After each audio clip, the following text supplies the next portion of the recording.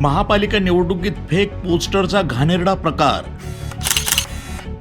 प्रभाग क्रमांक 5 आणि 10 मधील उमेदवारांना बदनाम करण्याचा प्रयत्न, नागरिकांमध्ये संताप। विरोधकांची पायाखालची वाळू सरकल्यानं अपप्रचार सुरू। शांततेत निवडणूक होऊ नये म्हणून समाजात गैरसमज पसरवण्याचा प्रयत्न, नागरिकांचा आरोप।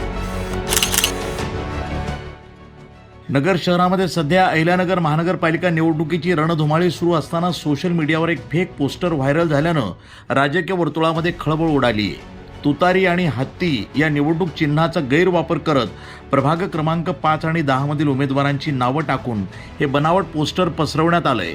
या पोस्टरमधील मजकूर अत्यंत आक्षेपार्ह, समाजात तेढ निर्माण करणारा असून ठराविक उमेदवारांची बदनामी करण्याच्या उद्देशानं काही विकृत आणि मनोरुग्ण प्रवृत्तीच्या व्यक्तींनी हे कृत्य केल्याचा आरोप केला जातोय।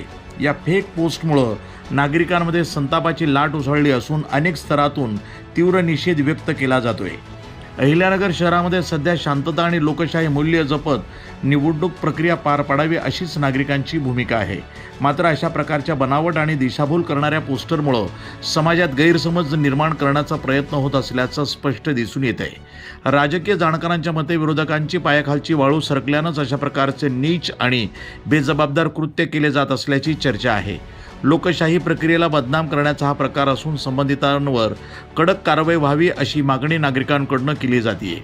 दरम्यान सर्वसामान्य नागरिकांनी फेक पोस्टर, अफवा आणि सोशल मीडियावरील अपप्रचाराला बळी न पडता सत्य माहितीची खातरजमा करूनच प्रतिक्रिया द्यावी असं आवाहनही करण्यात येत आहे।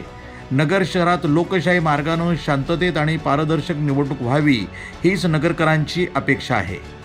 News today 24 Ahilyanagar.